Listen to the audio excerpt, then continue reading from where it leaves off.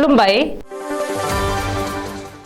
बे समाव बडलेण्ड इंखं टेलिभिजननि स्टुडिय'आव आं मिथिका नार्जारी दिनै मोनाबिलिनि गाहाय रादाबफोराव दङ। आफ्रिकान स्वाइन फ्लुनि जेबो फाहामथाय गैया बुंदों अतुल बरा। गवालपारानि माटियायाव हाग्रानि मैदेरा सानै बिमा फिसाखौ गाथारदों। तिनिसुकियाव रैखाथि बिफान आरो उदखारिनि गेजेराव मोगा-मोगि गावलायदों। आंखौ रायनानै कंग्रेसआ गोहो बाङोब्ला आरोबाव बांसिनै राय बुंदों आजमल।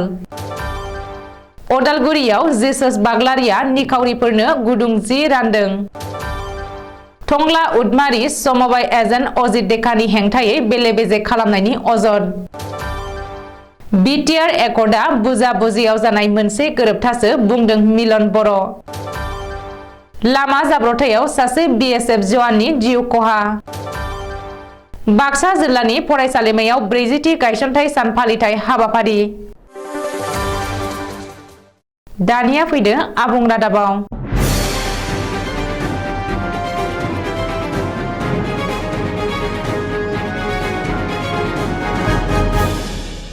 रायजोआव अमानि बेमार जानाया दासिमबो जोबनानै थाङाखै।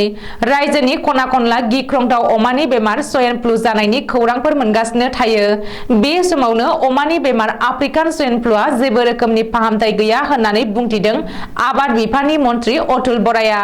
मख'नो गोनांदि आफ्रिकान स्वाइन फ्लुआ जेबो रोखोमनि फाहामथाय गैया होननानै आबाद बिफाननि मन्थ्रि अतुल बराया मैया नलबारियाव खौरांगिरिजों मोगा-मोगियाव बुंथिदों। बबेखानि आफ्रिकान स्वाइन फ्लुनिफ्राय अमाफोरखौ रैखा खालामनो थाखाय अमा फिसिग्रा आबादारिफोरा मिथिंगायारि आरो बाय'सिकिउरिटिनि सायाव बांसिनै नोजोर होनांगोन होननानै अतुल बराया बुंथियो। बेजों लोगोसेनो अमानि देहायाव स्वाइन फ्लुजों बारदेरनाय खौरांखौ भेटेनारि हस्पिटालफोराव खौरां हरनो थाखायबो अतुल बराया रायजो राजाफोरखौ खावलायो। मख'नो गोनांदि मन्थ्रि अतुल बराया रबिबारखालि मोनाबिलियाव नलबारि हरि मन्दिराव फैनानै राजमेला नायफैदोंमोन। गवालपारा जिल्लानि माटियायाव हाग्रानि मैदेरनि गाग्लोबनायाव सानै बिमा फिसाया जिउ गोमादों। हाग्रानि मैदेरनि गाग्लोबनायाव सानै बिमा फिसाया जाथायसालियावनो जिउ गोमादों। मिथिनो हानाय बायदिब्ला थांनाय हराव आदार नागिरनानै ओंखारबोनाय हाग्रानि मैदेर फालोआ माटियानि रक्सासिनि गार'भारा गामियाव उदखार खालामबोयो आरो थागिरि रायजो राजानि न' बांफोरखौ सिफायनानै थेर-बेथेर खालामो। बे जाथायाव सानै बिमा फिसाया जाथायसालियाव जिउ गोमायो। बबेखानि हाग्रानि मैदेरनि गाग्लोबनायाव जिउ गोमानाय बिमा फिसाखौ मनजिला खातुन आरो 4 बोसोर बैसोनि फिसाज्ला मिनहाजुक हक होननानै सिनायथिनो हादों। रिपर्ट बादिब्ला मनजिला खातुना इटापाटायाव लेबार महरै खामानि मावनानै नखर बेंनायमोन। ओरैहाय बे जाथायनि बागै खौरां मोननाय लोगो लोगो पुलिस आरो हाग्रा बिफाननि जवानफोरा जाथायसालियाव थांनानै सानै बिमा फिसानि गोथै सहखौ बोखांहैयो आरो पस्टमर्टेम खालामनायनि थाखाय देहा फाहामसालियाव दैथायहरो। बबेखानि बे जाथायनि उनावनो माटिया ओनसोलाव गिख्रांनाय थासारि सोमजिदों होननानैबो मिथिनो हादों। तिनिसुकिया जिल्लानि पेङेरि हाग्रा ओनसोलाव रैखाथि बिफान आरो उदखारिफोरनि गेजेराव मोगा-मोगि गावलायदों। भारतारि आर्मिनि गारवाल रेजिमेन्ट आरो सन्देह गोनां उदखारिफोरनि गेजेराव जादों बे मोगा-मोगि गावलायनाया। दिनै फुंनि 9 रिंगासोआव दिग्बै पेङेरि फोनांजाबनाय लामायाव बे जाथाया जादों। मख'नो गोनांदि गारवाल रेजिमेन्टनि जवानफोरजों लोगोसे सन्देह खालामजाथाव आलफा उदांनि सोद्रोमाफोरा गावलायदों होननानै मिथिनो हादों। रिपर्ट बादिब्ला पेङेरि हाग्रा ओनसोलाव आलफा उदांनि 7 सोद्रोमानि मोनसे हानजाया थाफैनायनि खौरां मोननायनि उनावनो रैखाथि बिफाना ओनसोलाव अपारेशन खालामदोंमोन। ओरैहाय बे अपारेशननि बागै उदखारिफोरा गुमुर मोननानै गिबियाव रैखाथि जवानफोरखौ थांखिनानै बमा बेफ्रुहोयो आरो बेनि उनाव मोन्नैबो हानजानि गेजेराव गावलायनाय जायो। जाउनाव दिग्बै पेङेरि लामाखौ बन्द खालामनो गोनां जादों। बबेखानि बे खौरांखौ सुजुनाय समहालागै रावनिबो जिउ गोमानाय एबा जखम जानायनि बागै खौरां मोननाय जायाखै। रायजो सभा बिसायख'थि आरो हादरगिरि बिसायख'थियाव थगायजानायनि उनाव एआइइउडिएफआ कंग्रेसखौ गोरोबथा खालामनो गले-गले प्रस्ताब होदोंब्लाबो एपिसिसिनि आफादगिरि भुपेन बराया गनायनानै लायाखै। बेजों लोगोसे एआइइउडिएफआ बिजेपिनि जानानै खामानि मावनायनि गोख्रों अजद होदों। बे समावनो आंखौ रायनानै कंग्रेसआ गोहो बाङोब्ला आरोबाव बांसिनै राय होननानै धुबरीनि एमपि आरो एआइइउडिएफनि गाहाय मौलाना बदरुद्दिन आजमलआ बुंदों। मख'नो गोनांदि फैगौ 2023 2024 मायथाइयाव जानो गोनां लकसभा बिसायख'थिनि थाखाय गासैबो राजखान्थि हान्जाफोरानो हादरारि थाखोआव गोख्रों जानजि खाफ्रादों। कंग्रेसआबो राहुल गान्धीनि दैदेननायाव हादरनाङै भारत ज'रो जात्रा खालामदों। बिहारनि गिबि मन्त्रि नीतीश कुमार आरो सोनाब बेंगलनि गिबि मन्त्रि ममता बेनार्जीनि दैदेननायाव गुबुन गुबुन हान्जाफोरनि महाजोत दानो थाखाय लाहार फाहार खालामगासिनो दङ। एनसिपि गाहाय शरद पावाराबो महाजोतखौ मदद खालामगोन होननानै सावरायदों। बेनि अनगायैबो समजों लोगोसे माखासे हेंथा दोलोफोरा महाजोतआव सरजाबगोन। बेबायदिनो बिजेपिखौ फेजेननांगौनि सार्थआव एआइइउडिएफआ नीतीश कुमार आरो ममता बेनार्जीनि महाजोतखौ मदद खालामगोन होननानै फोसावदों बदरुद्दिन आजमला। बेजों लोगोसे कंग्रेसखौबो महाजोतनि बाहागोआरि जानो आजमला खावलायदों। उदालगुरि जिल्लानि पहुराबारिनि थागिबि समाज सिबियारि जिसुस बाग्लारिया गावनि असे फिसाजो नमनिता बाग्लारिनि जोनोम सानजों लोब्बा लानानै ओनसोलनि निखावरि सुबुंफोरनो गुदुं जि आरो कम्बल राननानै होदों। मानसियासो मानसिनि गुबै मोन्दांथिखौ हमदांनो हायो। मानसिया मानसिनि थाखाय सानाब्ला सोर साननो?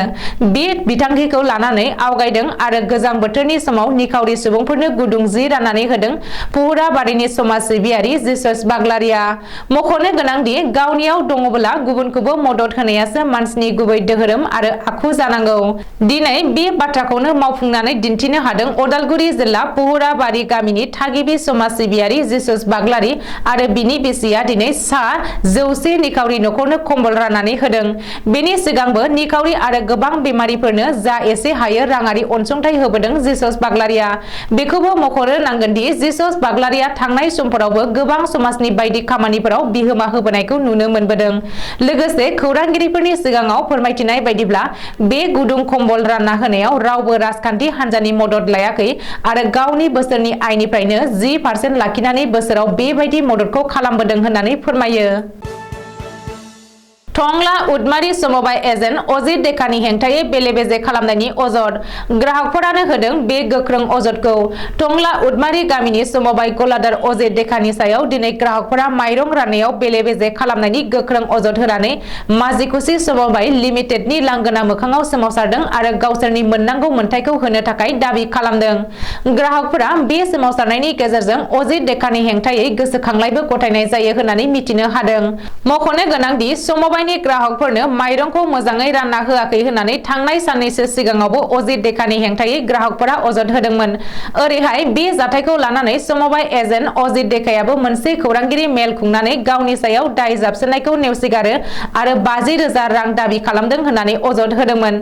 नाथाय अजित डेकाया खौरांगिरि मेलनि गेजेरजों नंखाय बाथ्रा फोसावदों होननानै ग्राहकफोरा दाबि खालामो आरो दिनै टंला माजिखुसि समबाय समितिनि लांगोनायाव अजित डेकानि हेंथायै गोख्रों सोमावसार बबेखानि बे सोमावसारनायाव ग्राहकफोरा अजित डेका हाय हाय माइरंनि बेले-बेजे खालामनायखौ बन्द खालाम, अजित डेकानि समबाय एजेन्टनि फोरमानलाइखौ बन्द खालाम बायदि बायदि स्लगानजों हज्रि खावो।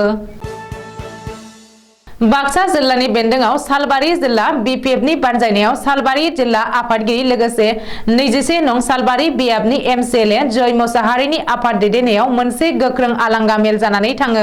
बे मेलाव बिपिएफ हान्जानि सालबारि जिल्लानि बायदि बायदि बिबानाव थानाय बिबानगिरिफोर, सालबारि जिल्लानि बेन्दोंआव थानाय मोननै ब्लक कमिटि आफादगिरि नेहाथारि आरो बायदि बायदि बिबानाव थानाय बिबानगिरिफोर आरो मोन 20 प्राइमारि कमिटि आफादगिरि आरो नेहाथारिजों लोगोसे गुबुन गुबुन बिबानाव थानाय बिबानगिरिफोरनि नुजाथिनायाव फैबाय थानाय समफोराव हानजाखौ गोख्रों खालामनो थाखाय लोगोसे गोबां इसिङारि पलिसि लायो। लोगोसे हानजाया मावनो गोनां सोद्रोमा सोनाय आरो गोदानै दाफिननायनि हाबाफारिखौ मावफुंनाय जायो।